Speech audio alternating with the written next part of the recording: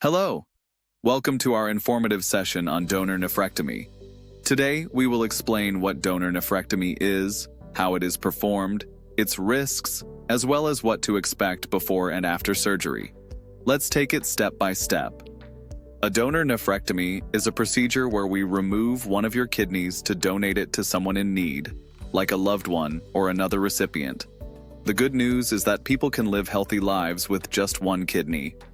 Donor nephrectomy is done under general anesthesia, so you'll be asleep and pain-free during the procedure. This procedure is done as laparoscopic surgery, otherwise known as keyhole surgery. The surgeons will make about 3 to 4 small cuts on your abdomen.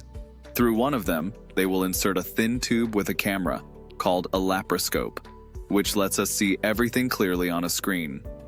Using instruments, they will carefully separate the kidney from its blood vessels and ureter, which is the tube connecting the kidney to the bladder, while ensuring it remains intact and functional. Once the kidney is fully freed, they will make a slightly larger cut to gently remove the kidney from your body. The skin will then be closed with stitches and surgical glue. Most patients have minimal scarring and recover faster compared to open surgery. Every surgery has risks, and it's important to understand them fully before deciding.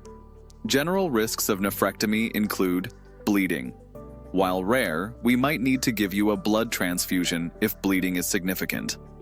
Infection. This is always a risk with any surgery, but we take steps to minimize it, like giving antibiotics before and after. Blood clots. Prolonged immobility after surgery can increase the risk of clots forming, but we'll encourage you to move around as soon as it's safe.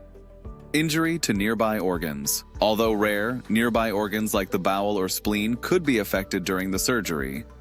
In laparoscopic surgery, there's a very small risk of converting to an open procedure if we encounter complications. These methods also carry risks like temporary gas pain from the gas we use to inflate your abdomen during the procedure. Now let's talk about what to expect before and after surgery. Before surgery, you'll need to fast, which means no food or drinks for about 8 hours before the procedure. You'll also come in for some blood tests and possibly imaging studies to confirm everything is ready. After the surgery, you'll stay in the hospital for a few days so we can monitor your recovery. Most donors can go back to normal activities in a few weeks. For wound care, keep the incisions clean and dry, and avoid heavy lifting for at least 6 weeks. Your remaining kidney will grow slightly and continue to do the work of both kidneys. Most donors live healthy, active lives after donation. After surgery, follow-up is crucial.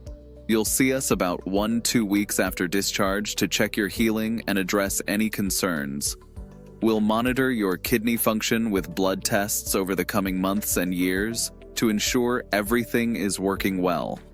Long-term, we'll encourage annual checkups to keep an eye on your kidney health.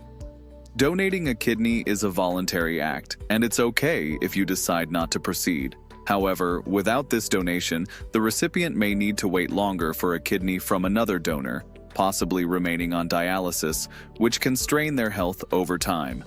If you're hesitant, other options like paired kidney exchanges exist, where your kidney goes to someone else, and your loved one receives a compatible kidney from another donor. The decision is ultimately yours. It's important to weigh the risks and benefits carefully before you decide.